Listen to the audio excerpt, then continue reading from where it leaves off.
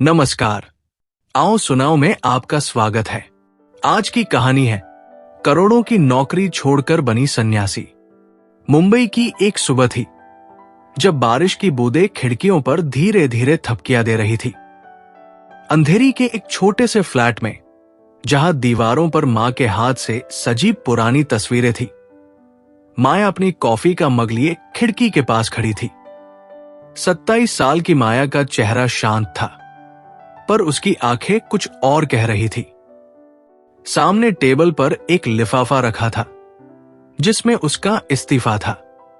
1 करोड़ की नौकरी, जिसके लिए उसने 7 साल तक अपनी नींद, अपने सपने और अपनी हंसी को दांव पर लगाया था, आज वो उसे छोड़ने जा रही थी। माया ने मग को टेबल पर रखा और एक गहरी सांस ली। बाहर बारिश तेज हो गई थी, जैसे उसके मन के तूफान को और उभार रही हो। माया की जिंदगी बाहर से देखने में चमकदार थी। आईआईटी से इंजीनियरिंग, न्यूयॉर्क से एमबीए और अब एक मल्टीनेशनल कंपनी में सीनियर मैनेजर की पोस्ट। हर मां बाप का गर्व, हर रिश्तेदार की बातों का जवाब। पर माया के भीतर कुछ टूट रहा था। हर सुबह वो उठती, दौड़ती, मीटिंग्स में हिस्सा लेती और रात को बिस्तर पर लेटते ही उसे लगता कि वो सांस नहीं ले पा रही, जैसे वो किसी और की जिंदगी जी रही हो। पिछले 2 साल से उसने ध्यान शुरू किया था। पहले ये सिर्फ थकान मिटाने का तरीका था, पर धीरे धीरे ये उसकी सांसों का हिस्सा बन गया। हर ध्यान सत्र में उसे एक सवाल सुनाई देता था, तुम कौन हो माया? पहले उसने इसे हंसी में उड़ाया, पर अब वो सवाल इतना गहरा हो गया था कि वो रात को सो नहीं पाती थी। उसने फैसला कर लिया था, वो संन्यास लेगी। नौकरी, पैसा, शोहरत सब छोड़कर वो हिमालय के किसी आश्रम में जाएगी। वहां जहां शोर नहीं, जहां सवालों के जवाब है। पर यह फैसला लेना आसान नहीं था। दिल्ली में रहने वाले उसके माता पिता, जो उसकी हर सांस पर नजर रखते थे, इस खबर को कैसे लेंगे? रिश्तेदार, जो उसकी हर तरक्की पर तालियां बजाते थे, अब क्या कहेंगे? और सबसे बड़ा सवाल, क्या वो खुद इस रास्ते की कीमत चुकाने को तैयार थी? माया ने फोन उठाया और अपनी मां को कॉल किया। उधर से मां की आवाज आई, वही गर्माहट भरी, जो हमेशा माया को घर की याद दिलाती थी। बेटा, इतनी सुबह सब ठीक है ना? मां ने हंसते हुए पूछा। माया ने होठों पर एक हल्की मुस्कान लाने की कोशिश की और कहा, हाँ मां, बस आपकी आवाज सुनने का मन किया। पर उसकी आवाज में एक खालीपन था जो मां ने तुरंत पकड़ लिया। माया, मुझे बता, क्या बात है? तुम्हारी आवाज कुछ ठीक नहीं लग रही। मां की चिंता साफ झलक रही थी।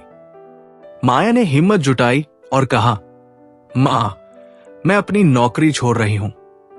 दूसरी तरफ सन्नाटा छा गया। फिर मां ने धीरे से पूछा, क्या? क्यों? कुछ हुआ है क्या? माया ने एक पल रुककर कहा, मां, मैं संन्यास लेने जा रही हूं। मैं हिमालय के एक आश्रम में जाऊंगी। फोन के दूसरी तरफ मां की सांसें जैसे रुक गई। फिर अचानक उनकी आवाज फट पड़ी, ये क्या बकवास है माया? संन्यास? तुम पागल हो गए हो? तुम्हारी उम्र क्या है? तुम्हारी जिंदगी अभी शुरू हुई है। मां की आवाज में गुस्सा नहीं, दर्द था। माया की आंखें भर आई। उसने कहा, मां, मैंने बहुत सोचा है, ये मेरा दिल का फैसला है। मां ने रोते हुए कहा, दिल का फैसला? और हमारा दिल माया? हमने तुम्हारे लिए कितने सपने देखे थे। तुम्हें पता है, तुम्हारी हर कामयाबी पर मैं मंदिर जाकर माथा टेकती थी, और अब तुम ये सब छोड़कर सन्यासी बन जाओगी? माया का गला रूंध गया। उसने फोन रख दिया, क्योंकि वो और एक शब्द नहीं बोल सकती थी। उस रात माया अपने बिस्तर पर लेटी थी। उसकी आंखों के सामने मां का चेहरा बार बार आ रहा था। उसे याद आया कि कैसे मां रात को उसके लिए चाय बनाती थी, जब वो इंजीनियरिंग की पढ़ाई के लिए जागती थी। कैसे मां ने अपने गहने बेचकर उसकी फीस भरी थी। क्या वो मां का दिल तोड़ रही थी? क्या उसका ये फैसला सिर्फ उसका नहीं, पूरे परिवार का दुख बन जाएगा? अगले दिन माया ने अपने पिता को कॉल किया। पिता हमेशा से कम बोलने वाले थे, पर उनकी हर बात में वजन होता था।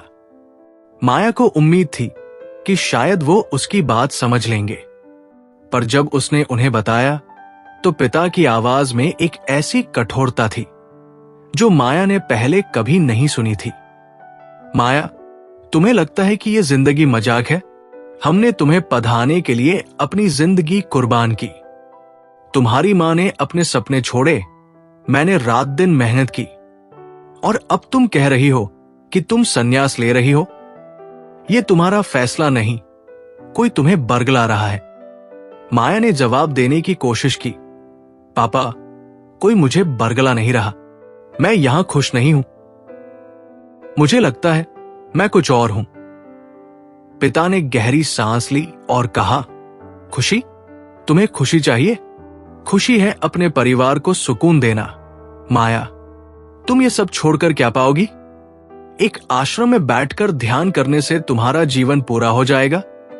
माया के पास जवाब नहीं था। वो चुप रही, पर उसके मन में एक आग जल रही थी। वो अपने पिता को बताना चाहती थी कि वो हर दिन खुद से लड़ रही थी, कि वो हर रात अपने बिस्तर पर लेटकर सोचती थी कि वो कौन है, पर वो शब्दों में ये सब कैसे बयान करे? कुछ दिन बाद माया दिल्ली अपने घर गई। वो जानती थी कि ये मुलाकात उसकी जिंदगी का सबसे मुश्किल पल होगा। जैसे ही वो घर में दाखिल हुई, मां ने उसे गले लगाया, पर मां की बाहों में वो गर्माहट नहीं थी जो पहले हुआ करती थी। मां की आंखें लाल थी, जैसे वो रात भर रोई हो। माया, तुमने हमें क्यों नहीं बताया कि तुम इतनी परेशान थी? मां ने टूटे स्वर में पूछा। माया ने मां के कंधे पर सिर रखा और कहा, मां, मैं परेशान नहीं हूं, मैं बस कुछ और चाहती हूं। मां ने उसका चेहरा अपने हाथों में लिया और कहा, क्या चाहती हो बेटा? नई नौकरी? शादी? कुछ और? हम तुम्हें सब देंगे, बस ये सन्यास का पागलपन छोड़ दो। माया की आंखों में आंसू आ गए। उसने कहा, मां, मुझे कुछ नहीं चाहिए, मैं बस अपने सच को ढूंढना चाहती हूं। पिता कमरे के एक कोने में चुपचाप बैठे थे। उनकी चुप्पी माया को चुभ रही थी। आखिरकार पिता ने कहा, माया, तुम्हें लगता है कि तुम जो कर रही हो वो सही है, पर क्या तुमने सोचा कि इसका असर हम पर क्या होगा? रिश्तेदार क्या कहेंगे? लोग कहेंगे कि हमने तुम्हें गलत रास्ता दिखाया, तुम्हारी वजह से हमारी इज्जत दांव पर लग जाएगी। माया ने जवाब दिया, पापा, लोग हमेशा कुछ ना कुछ कहेंगे, मैं उनकी बातों के लिए अपनी जिंदगी नहीं जी सकती। पिता ने उसकी ओर देखा और कहा, तुम ठीक कहती हो, पर क्या तुम हमारे लिए भी अपनी जिंदगी नहीं जी सकती? हमने तुम्हारे लिए सब कुछ किया, अब तुम्हारी बारी है। माया, उस रात माया अपने पुराने कमरे में बैठी थी। दीवार पर उसकी पुरानी तस्वीरें थी, जहां वो स्कूल की ट्रॉफी लिए हंस रही थी। उसे याद आया कि कैसे मां रात को उसके लिए खाना लाती थी, कैसे पिता उसे स्कूल छोड़ने जाते वक्त रास्ते में कहानियां सुनाते थे। क्या वो उनका दिल तोड़ रही थी? क्या उसका ये सपना उनके सपनों की कीमत पर था? अगले दिन रिश्तेदारों का आना शुरू हुआ। माया की बुआ सबसे पहले आई। ये क्या सुना माया, तुम नौकरी छोड़ रही हो? कोई लड़का तो नहीं है ना? बुआ ने तंज भरे लहजे में पूछा।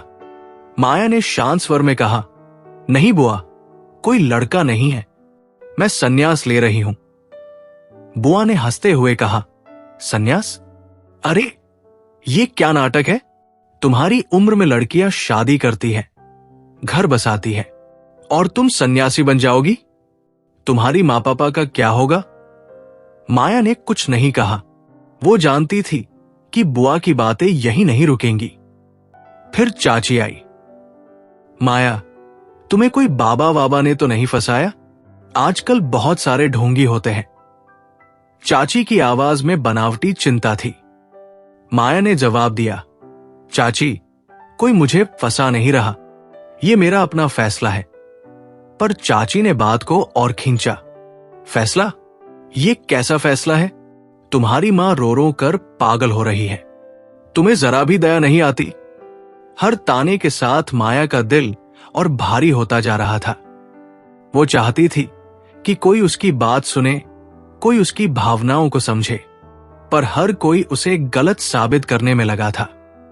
उस रात मां ने उसे अपने पास बुलाया। माया, मैं तुम्हें रोकना नहीं चाहती, पर मुझे डर लगता है। अगर तुम्हें कुछ हो गया तो हम क्या करेंगे? तुम हमारी इकलौती बेटी हो। मां की आंखों में आंसू थे। माया ने मां का हाथ पकड़ा और कहा, मां, मुझे कुछ नहीं होगा, मैं बस अपने सच को ढूंढना चाहती हूं। मां ने उसका चेहरा देखा और कहा, और अगर तुम्हें वो सच नहीं मिला तो? अगर तुम वापस लौटना चाहो तो क्या होगा? माया के पास इस सवाल का जवाब नहीं था। माया ने फैसला किया कि वो एक आखिरी बार अपने गुरु से मिलेगी, जो उसे ध्यान सिखाते थे। शायद वो उसे रास्ता दिखा सके। अगले दिन वो मुंबई वापस लौटी और अपने गुरु के छोटे से आश्रम में गई। वहां एक पुरानी सी कुर्सी पर बैठे गुरु ने उसकी बात सुनी। माया, तुम जो चाहती हो वो आसान नहीं है। संन्यास कोई पलायन नहीं है, ये एक जिम्मेदारी है। क्या तुम तैयार हो? माया ने कहा, गुरुजी, मुझे नहीं पता कि मैं तैयार हूं या नहीं, पर मुझे लगता है अगर मैंने ये रास्ता नहीं चुना तो मैं हमेशा अधूरी रहूंगी। गुरु ने मुस्कुराते हुए कहा, तो जाओ, पर याद रखो, संन्यास का मतलब दुनिया छोड़ना नहीं है, ये दुनिया को और गहराई से जीना है। माया के मन में एक नई चिंगारी जली, पर अभी भी एक सवाल अनसुलझा था। क्या वह अपने माता पिता का दिल तोड़कर यह रास्ता चुन सकती थी? क्या वह रिश्तेदारों के तानों को झेल सकती थी? और सबसे बड़ा सवाल, क्या वो खुद को इस अनजाने रास्ते पर चलने के लिए मना सकती थी? मुंबई की हलचल भरी सड़कों को पीछे छोड़ते हुए माया एक पुरानी जीप में बैठी थी, जो उसे हिमालय के एक छोटे से आश्रम की ओर ले जा रही थी। खिड़की से बाहर देखते हुए उसका मन बार बार दिल्ली के उस घर की ओर लौट रहा था, जहां मां की आंखों में आंसू और पिता की चुप्पी उसे अलविदा कह रही थी। जीप के हर झटके के साथ माया का दिल भी हिल रहा था। उसने अपनी नौकरी छोड़ दी थी, अपना फ्लैट खाली कर दिया था, और अब वो एक ऐसी राह पर थी जिसका अंत उसे खुद नहीं पता था। बाहर पहाड़ों की चोटियां धीरे धीरे नजदीक आ रही थी और हवा में एक ठंडक थी जो माया के मन को सुकून और डर दोनों दे रही थी। आश्रम पहुंचने में 2 दिन लगे। रास्ते में माया ने अपने फोन को बार बार देखा। मां का आखिरी मैसेज अभी भी अनपढ़ था, बेटा, कृपया वापस आ जाओ, हम तुम्हें कुछ नहीं कहेंगे। माया ने फोन को बैग में डाल दिया, पर उस मैसेज का वजन उसके दिल पर था। आश्रम एक छोटे से गांव के पास था, जहां पत्थरों की बनी दीवारें और लकड़ी का एक पुराना गेट था।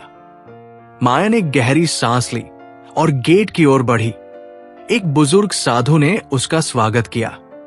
उनकी आंखों में एक शांति थी जो माया को तुरंत अपनी ओर खींच रही थी। आओ माया, तुम्हारा इंतजार था, साधु ने मुस्कुराते हुए कहा। माया ने हैरानी से पूछा, आपको मेरा नाम कैसे पता? साधु ने हल्के से हंसकर कहा, जो यहां आता है वो अपनी कहानी साथ लाता है। तुम्हारी कहानी हमें पहले ही सुनाई दे रही थी। आश्रम में जिंदगी वैसी नहीं थी जैसी माया ने सोची थी। वहां कोई भव्य मंदिर नहीं था, कोई शानदार सभागार नहीं था, बस कुछ छोटी छोटी कुटियाएं थी, एक बगीचा और एक हॉल जहां हर सुबह और शाम ध्यान होता था। माया को एक छोटी सी कुटिया दी गई जिसमें एक पतला सा गद्दा, एक मेज और एक दिया था। पहले दिन जब वो अपनी कुटिया में बैठी तो उसे अचानक अपने मुंबई के फ्लैट की याद आई। वहां की आरामदायक कुर्सियां, कॉफी मशीन और रात को खिड़की से दिखने वाली शहर की चमक। यहां सिर्फ सन्नाटा था और वो सन्नाटा माया को डराने लगा। आश्रम की दिनचर्या सख्त थी। सुबह 4 बजे उठना, ध्यान, फिर बगीचे में काम और दोपहर को गुरु के साथ सत्संग। माया को बगीचे में काम करने में अजीब लग रहा था। उसने कभी मिट्टी नहीं छुई थी और अब उसे गाजर उखाड़नी थी, पौधों को पानी देना था। पहले दिन जब वो बगीचे में काम कर रही थी तो उसकी हथेलियों में छाले पड़ गए। एक और साधिका, जो शायद माया से कुछ साल बड़ी थी, ने उसकी हथेलियां देखकर कहा, ये छाले सिर्फ हाथों के नहीं हैं माया, ये तुम्हारे मन के भी हैं। इन्हें ठीक होने में वक्त लगेगा। माया ने उसकी ओर देखा पर कुछ बोली नहीं। उस रात वो अपनी कुटिया में बैठी और अपनी हथेलियों को देखती रही। क्या वो सचमुच यहां के लिए बनी थी? ध्यान सत्र माया के लिए सबसे मुश्किल थे। वो घंटों तक चुपचाप बैठती, पर उसका मन शांत होने की बजाय और बेचैन हो जाता। उसे अपने माता पिता की याद आती, रिश्तेदारों के ताने सुनाई देते और कभी कभी उसे लगता कि वो ये सब छोड़कर वापस मुंबई भाग जाए। एक दिन ध्यान सत्र के बाद उसने गुरु से पूछा, गुरुजी, मैं यहां शांति ढूंढने आई थी, पर मुझे सिर्फ बेचैनी मिल रही है। क्या मैं गलत रास्ते पर हूं? गुरु ने उसकी ओर देखा और कहा, माया, शांति कोई चीज नहीं है जो तुम्हें बाहर मिलेगी। वो तुम्हारे भीतर है, पर उसे पाने के लिए तुम्हें अपने डर, अपने गुस्से और अपनी चाहतों का सामना करना होगा। माया ने पूछा, और अगर मैं इतनी मजबूत नहीं हूं?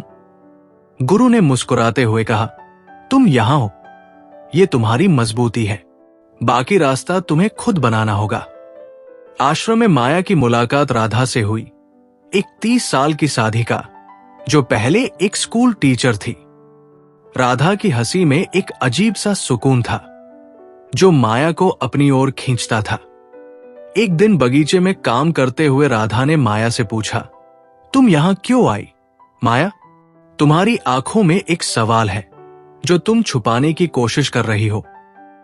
माया ने हिचकिचाते हुए कहा, मुझे नहीं पता राधा, मुझे बस लगता था कि मैं अपनी जिंदगी में कुछ ढूंढ रही हूं, पर अब मुझे लगता है मैंने सब कुछ खो दिया। राधा ने उसका कंधा थपथपाया और कहा, खोने का डर ही तुम्हें यहां लाया है।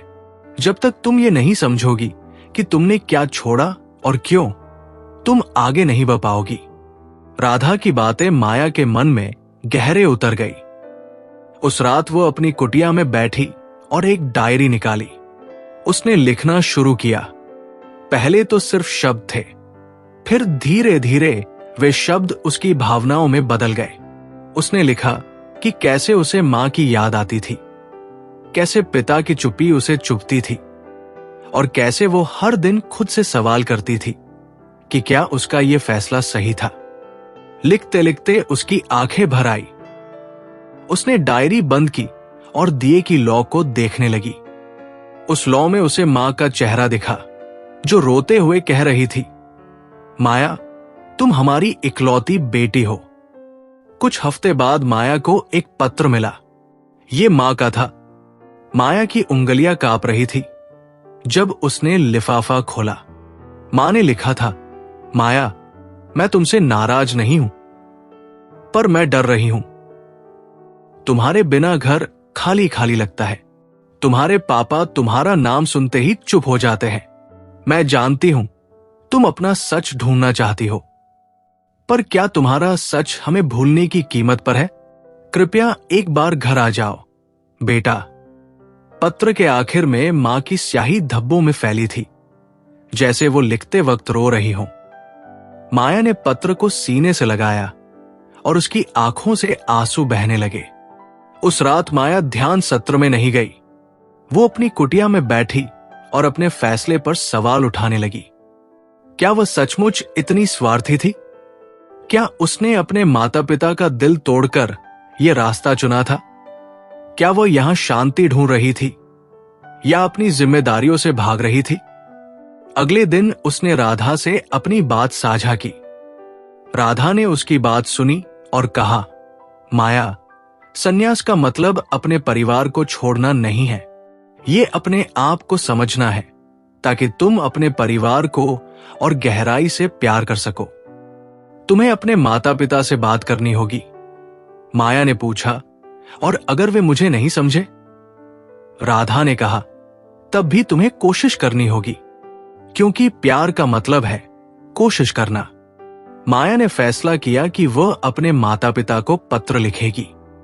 उसने अपनी डायरी में एक लंबा पत्र लिखा जिसमें उसने अपने दिल की हर बात कही। उसने लिखा कि वो उन्हें छोड़ना नहीं चाहती, कि वो उनकी बेटी हमेशा रहेगी, पर उसे अपने लिए ये रास्ता चुनना था। उसने लिखा कि वो हर दिन उनकी याद में जीती है और वो वादा करती है कि वो एक दिन उनके पास लौटेगी, भले ही वो सिर्फ एक मुलाकात के लिए हो। पत्र लिखते वक्त माया की आंखें बार बार भर आती थी, पर उसे एक अजीब सा सुकून भी मिल रहा था। उसने पत्र को लिफाफे में डाला और आश्रम के डाकघर में भेज दिया। कुछ दिन बाद माया को आश्रम में एक नई जिम्मेदारी मिली। उसे गांव के बच्चों को पढ़ाने का काम सौंपा गया। पहले तो माया को यह काम अजीब लगा। वो बच्चों को क्या सिखाएगी जब वो खुद अपने सवालों के जवाब नहीं ढूंढ पा रही थी? पर जब वो बच्चों के साथ समय बिताने लगी तो उसे एक नई ऊर्जा मिलने लगी। बच्चे उससे सवाल पूछते, हंसते और कभी कभी उसे अपनी छोटी छोटी कहानियां सुनाते। एक दिन एक छोटी सी लड़की जिसका नाम काजल था ने माया से पूछा, दीदी, आप यहां क्यों रहती हो? आपके मम्मी पापा नहीं हैं? माया ने हंसकर कहा, है ना काजल, पर मैं यहां कुछ ढूंढने आई हूं। काजल ने मासूमियत से पूछा, क्या ढूंढ रही हो? कोई खजाना? माया ने उसका सिर सहलाया और कहा, हां, एक खजाना, मेरे दिल का खजाना। काजल की बात ने माया को हिलाकर रख दिया। वो सोचने लगी कि शायद वो सचमुच अपने दिल का खजाना ढूंढ रही थी। पर क्या वो खजाना यहां था, या वो उसे अपने माता पिता के पास अपने घर में मिलेगा? एक दिन आश्रम में एक बड़ा सत्संग हुआ जिसमें आसपास के गांवों से लोग आए। माया को गुरु ने बच्चों के साथ एक छोटा सा नाटक तैयार करने को कहा। नाटक की कहानी थी एक लड़की की जो अपने परिवार को छोड़कर संन्यास लेने जाती है, पर अंत में उसे एहसास होता है कि उसका संन्यास उसके परिवार के साथ ही पूरा होता है। नाटक की रिहर्सल के दौरान माया बार बार रोने लगती थी। उसे लगता था कि यह नाटक उसकी अपनी कहानी थी। सत्संग के दिन जब नाटक हुआ तो माया बच्चों के साथ मंच पर थी। नाटक के आखिरी सीन में जब लड़की अपने माता पिता से गले मिलती है तो माया की आंखों से आंसू बहने लगे। दर्शकों में बैठे लोग भी रो रहे थे। उस रात गुरु ने माया को बुलाया और कहा, माया, तुमने आज जो किया वो संन्यास का असली मतलब है। तुमने अपनी भावनाओं को दूसरों तक पहुंचाया। अब तुम्हें अपनी भावनाएं अपने माता पिता तक पहुंचानी होंगी। माया ने पूछा, गुरुजी, अगर वे मुझे कभी नहीं समझे तो? गुरु ने कहा, समझना और समझाना दोनों प्यार का हिस्सा है। तुम कोशिश करो, बाकी जीवन खुद रास्ता दिखाएगा। माया ने फैसला किया कि वो अपने माता पिता से मिलने जाएगी, पर उससे पहले उसे एक और चुनौती का सामना करना था। आश्रम में एक साधक ने माया को बताया कि कुछ रिश्तेदारों ने आश्रम के बारे में गलत अफवाहें फैलाई थी। उन्होंने माया के माता पिता को कहा था कि माया किसी ढोंगी बाबा के चक्कर में पड़ गई है। यह सुनकर माया का गुस्सा भड़क उठा। उसने सोचा कि वो अपने रिश्तेदारों को जवाब देगी, पर राधा ने उसे रोका। माया, गुस्सा तुम्हें और कमजोर करेगा। अगर तुम सचमुच अपने रास्ते पर हो तो तुम्हें इन बातों को छोड़ना होगा। माया ने गहरी सांस ली और कहा, राधा, मैं कोशिश कर रही हूं। पर यह इतना मुश्किल क्यों है? राधा ने कहा, क्योंकि तुम इंसान हो, माया, और इंसान होने का मतलब है दुख, गुस्सा और प्यार सबको जीना। माया ने अपने रिश्तेदारों को एक पत्र लिखा जिसमें उसने साफ साफ कहा कि वो किसी के बहकावे में नहीं आई है। उसने लिखा कि वो अपने दिल की आवाज सुन रही है और वो चाहती है कि उसके रिश्तेदार उसकी पसंद का सम्मान करें। पत्र लिखने के बाद माया को हल्कापन महसूस हुआ, जैसे उसने अपने मन का एक बोझ उतार दिया हो। आश्रम में रहते हुए माया को धीरे धीरे एहसास होने लगा था कि सन्यास का मतलब सिर्फ दुनिया छोड़ना नहीं है। ये अपने डर, अपनी कमजोरियों और अपनी चाहतों का सामना करना है। पर अभी भी एक सवाल अनसुलझा था। क्या वह अपने माता पिता के साथ अपने रिश्ते को बचा पाएगी? क्या वो उन्हें अपने फैसले का मतलब समझा पाएगी? और सबसे बड़ा सवाल, क्या वो खुद को इस रास्ते पर पूरी तरह से सौंप सकती थी? हिमालय की ठंडी हवाएं माया के चेहरे को छू रही थी जब वो आश्रम के पुराने लकड़ी के गेट से बाहर निकली। उसका बैग हल्का था पर मन भारी। वो दिल्ली जा रही थी अपने माता पिता से मिलने। आश्रम में बिताए 4 महीने उसे बदल चुके थे, पर एक सवाल अभी भी अनसुलझा था। क्या वो अपने माता पिता को अपने फैसले का मतलब समझा पाएगी? क्या वो उनके दिल का दर्द मिटा पाएगी? माया ने गहरी सांस ली और बस की खिड़की से बाहर देखा।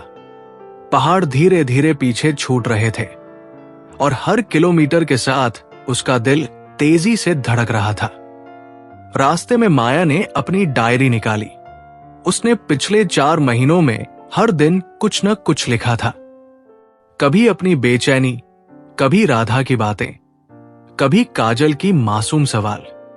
उसने एक पन्ना खोला जिसमें उसने अपने माता पिता के लिए लिखा था, मां, पापा, मैं आपसे दूर नहीं गई।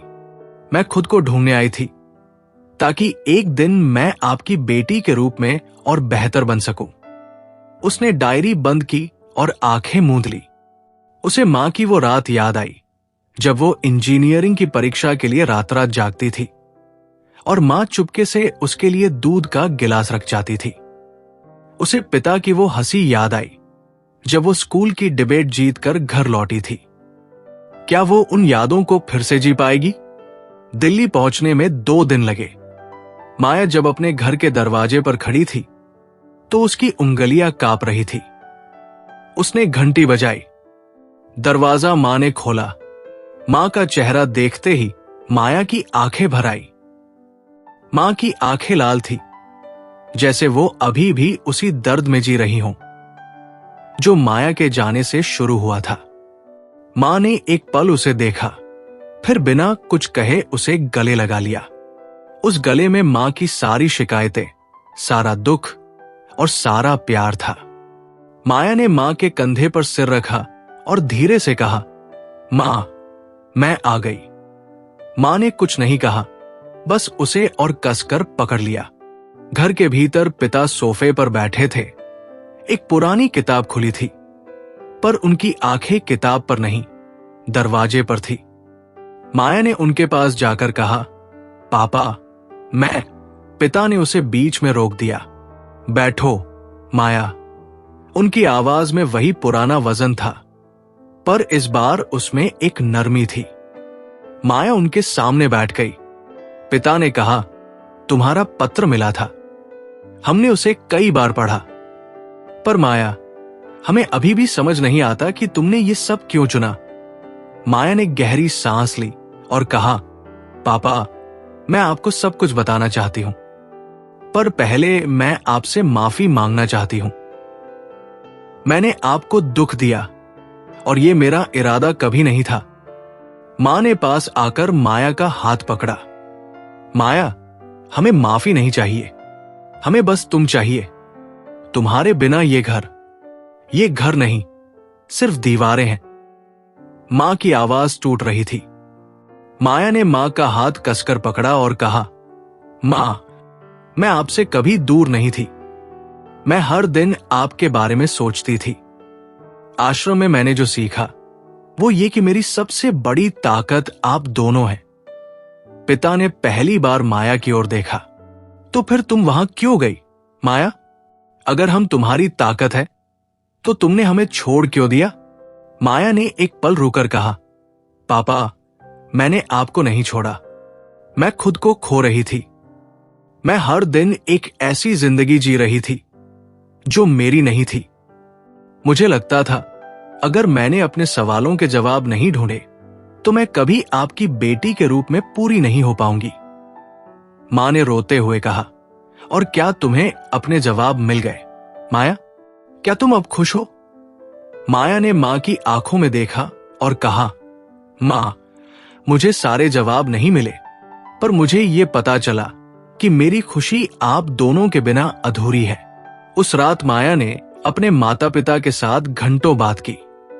उसने आश्रम की हर बात बताई, कैसे वो सुबह 4 बजे उठती थी, कैसे उसे बगीचे में छाले पड़े, कैसे काजल की मासूम बातें उसे हंसाती थी। मां ने हंसते हुए कहा, तुम्हें तो कभी खाना बनाना नहीं आता था, माया, वहां कैसे मैनेज किया? माया ने हंसकर कहा, मां, वहां राधा थी, उसने मुझे दाल बनाना सिखाया, पर आपकी दाल जैसी तो कोई नहीं बनती। पिता ने पहली बार मुस्कुराते हुए कहा, तो अब क्या प्लान है, माया? तुम वापस आश्रम जाओगी? माया ने एक पल सोचा और कहा, पापा, मैं अभी नहीं जानती, पर मैं आप दोनों को फिर से दुख नहीं दूंगी। अगले दिन रिश्तेदारों का आना शुरू हुआ। माया की बुआ ने आते ही तंज कसा, अरे माया, वापस आ गई? आश्रम में मन नहीं भरा? माया ने शांत स्वर में कहा, बुआ, मैं अपने मन को समझने गई थी और अब मैं घर लौटी हूं। बुआ ने हंसकर कहा, अच्छा किया, अब शादी वादी कर लो, जिंदगी में कुछ तो करना चाहिए। माया ने जवाब नहीं दिया, पर उसका मन गुस्से से भर गया। उसे राधा की बात याद आई। गुस्सा तुम्हें कमजोर करता है। उसने गहरी सांस ली और चुप रही। चाची ने भी अपनी बात रखी, माया, तुमने अपने माँ पापा को बहुत दुख दिया, अब उनकी बात मान लो। माया ने मुस्कुराते हुए कहा, चाची, मैं उनकी बात मान रही हूं, पर मैं अपनी बात भी सुन रही हूं। चाची कुछ बोलने वाली थी, पर मां ने बीच में टोक दिया, बस, अब माया की बातें खत्म।